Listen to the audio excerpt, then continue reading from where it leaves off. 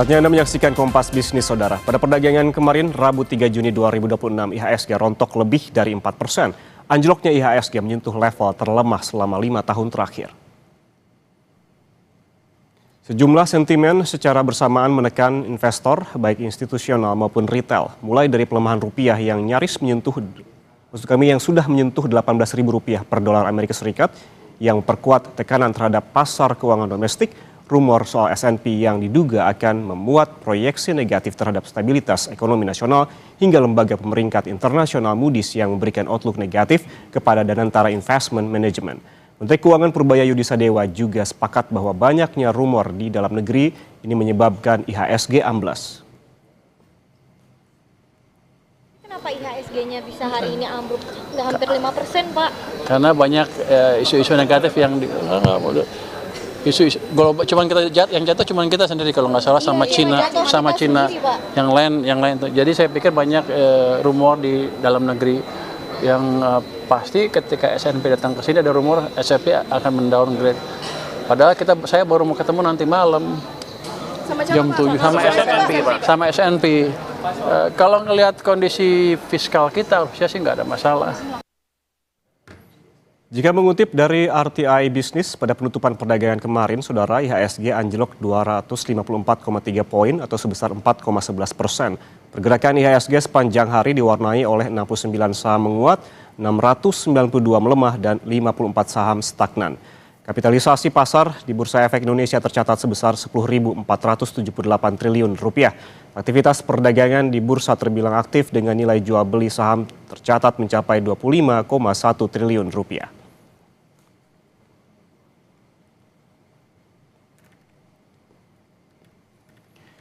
Sementara dari sisi sektoral, performa indeks kompak melemah dengan sektor barang baku menjadi penekan utama pelemahan IHSG dengan 9,05%. Dilanjutkan dengan sektor energi yang ambles 5,61%, sektor infrastruktur turun 5,05%, sektor kesehatan anjlok 4,36%, sektor industri turun 3,54%, dan properti dan keuangan masing-masing turun 3,48% dan 1,76%.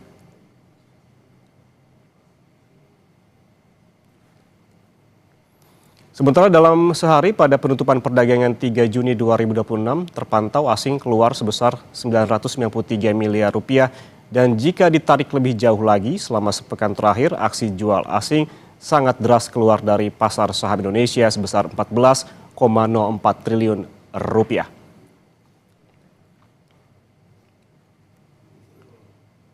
Di sisi lain, Saudara, rupiah yang terus melemah menyentuh level psikologis 18.000 terhadap dolar Amerika Serikat. Pelemahan rupiah diduga jadi salah satu pemberat kinerja IHSG. Rupiah makin tak berdaya melawan dolar Amerika Serikat. Data dari Google Finance pada pagi ini, rupiah diperdagangkan di atas level Rp18.000 per dolar Amerika Serikat untuk pertama kalinya. Sementara dari data Gisdor Bank Indonesia terpantau terakhir rupiah berada di level 17.931. Pelemahan terus terjadi diduga karena akumulasi sentimen eksternal, tensi geopolitik, penutupan Selat Hormuz, serta faktor domestik, koordinasi moneter, dan juga fiskal.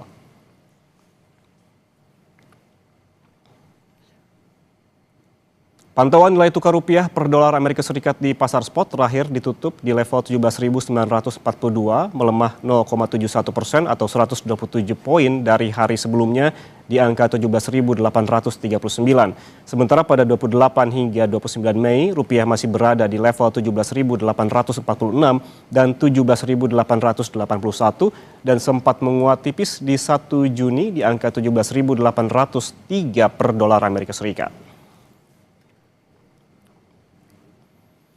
Apa yang terjadi di pasar saham pada perdagangan Rabu 3 Juni 2026 yang membuat IHSG anjlok lebih dari 4%? Seberapa besar pelemahan rupiah yang kini tembus Rp18.000 per dolar Amerika Serikat memperberat laju IHSG? Kita bahas bersama Edi Pranasidi, founder Indonesia Superstocks Community. Pak Edi, selamat pagi. Halo, selamat pagi Mas Yan. Apa kabar? Kabar baik. Pak Edi, kalau kita melihat sebelumnya banyak sentimen yang diduga menjadi pemberat kinerja IHSG kemarin. Kita mulai dari rupiah dulu Pak Edi. Seberapa besar pelemahan rupiah yang telah menembus 18.000 per dolar Amerika Serikat membebani kinerja IHSG hingga mencapai level terlemah selama 5 tahun terakhir? Oke, IHSG dan juga rupiah ya. Kalau misalnya rupiah melemah di 18.000, ada dua hal yang harus kita perhatikan. Satu, apa benefit dan apa resikonya. Jika untuk benefit, maka benefitnya itu akan mengarah kepada perusahaan-perusahaan eksportir ya. Artinya mereka-mereka yang mengekspor barangnya tentunya dengan rupiah yang lebih rendah atau misalnya dolar yang lebih tinggi dari rupiah, maka harga barang mereka itu lebih kompetitif di luar. Dan itu juga membuat earnings mereka dalam US dollar tentunya lebih tinggi dari sebelumnya. Namun kalau untuk yang perusahaan-perusahaan yang importir, terutama karena Indonesia itu impor hampir semua barang, makanya ini akan sangat berpengaruh kepada IHSG karena pelemahan rupiah ini akan membuat inflasi dari barang-barang impor atau imported inflation seperti itu. Ini juga salah satu dampak yang kemarin kita rasakan kenapa inflasi di bulan Mei juga naik sampai 3,08% year on year. Seperti itu Mas Yan. Jadi kondisinya kepada IHSG tentunya ada semacam profit warnings atau revenue warnings untuk perusahaan-perusahaan yang misalnya terus terang sangat bergantung kepada satu impor barang yang bahan baku terutama ya seperti misalnya gandum atau tepung terigu atau misalnya seperti BBM seperti itu ya. Kemudian yang kedua adalah perusahaan-perusahaan yang punya sizable foreign debt. Ini perusahaan-perusahaan yang katakanlah mempunyai hutang dalam US dollar yang cukup besar dan ini tentunya akan sangat memberatkan pembayaran utang mereka dalam US dollar. Kemudian yang ketiga yang paling misalnya harus kita tengarai ini kenapa faktornya sampai rupiah melemah? Tentunya ada sesuatu yang harus kita bicarakan secara baik-baik, terutama pemerintah kalau misalnya mengatakan fiskal baik-baik saja, kemudian projection untuk setahun ini atau tahun depan bagaimana? Apakah kita masih tergantung kepada perang Iran? Kalau misalnya perang Iran selesai, kemudian harga minyak turun, ketika harga minyak turun, maka cost untuk membeli import minyak mungkin turun juga, maka rupiah akan membaik seperti itu. Atau kita memperbaiki diri dengan lebih misalnya katakanlah menggunakan produk dalam negeri yang lebih banyak daripada misalnya kita impor. Dan itu akan harus dimulai lagi dari yang sifatnya bisa dari setengah barang jadi atau seperti apa, yaitu yang harus dilakukan oleh pemerintah. Kebijakan-kebijakan pemerintah saat ini sangat-sangat berpengaruh kepada IHSG. Kenapa? Karena IHSG ini adalah cermin dari ekonomi nasional. Kebijakan pemerintah sangat berpengaruh terhadap kinerja IHSG. Tapi kalau kita balik lagi ke rupiah, Pak Edi, kalau kita lihat trennya selama beberapa bulan terakhir ini memang terus turun begitu IHSG. Seiring rupiah juga yang terus terjun dan berulang kali menempati level terlemah sepanjang sejarah. Kalau bisa dijelaskan kaitannya dari awal tahun ini saja pelemahan rupiah dengan juga IHSG ini sama-sama turun, Pak Edi. Oke, rupiah saya ambil dari tahun lalu ya. Kalau tidak salah harusnya sudah turunnya sekitar 8%-an ya. Kalau IHSG sendiri kita harus berpikir yang lebih panjang lagi secara kronologis ya. IHSG di tahun 2025 itu sempat turun ke angka terendah di 5.882. Karena apa? Karena ada pernyataan kenaikan tarif dari Donald Trump ya untuk semua negara seperti itu. Kita kena tantrum, panik. IHSG sempat turun ke 5.882. Tapi setelah turun itu, karena memang misalnya penyakitnya hanya di perang tarif, IHSG kemudian menguat hampir 60% sampai Januari tanggal 10 2026 ke level tertinggi sepanjang sejarah di 9.174. Setelah itu muncullah MSCI event, kemudian muncul lagi tanggal 28 Februari Amerika Serikat dan Israel menyerang Iran. Kondisinya diperburuk oleh itu. Dan kondisi ini juga sangat menekan rupiah. Kenapa? Karena ketika perang terjadi, tiba-tiba harga minyak yang kita patok di APBN itu di $70 per barrel, tiba-tiba naik 120 seperti itu. Dan kondisi IHSG sendiri dari awal tahun sudah turun 31%, sementara dari level tertingginya sudah turun hampir 36%. Gitu. Oke, baik. Pak Edi, selain pelemahan rupiah, ini seberapa besar rumor terkait laporan pemeringkat S&P Global Rating yang menggoyang IHSG? Kita bahas usai jeda, Pak. Tetap bersama kami di Kompas Bisnis.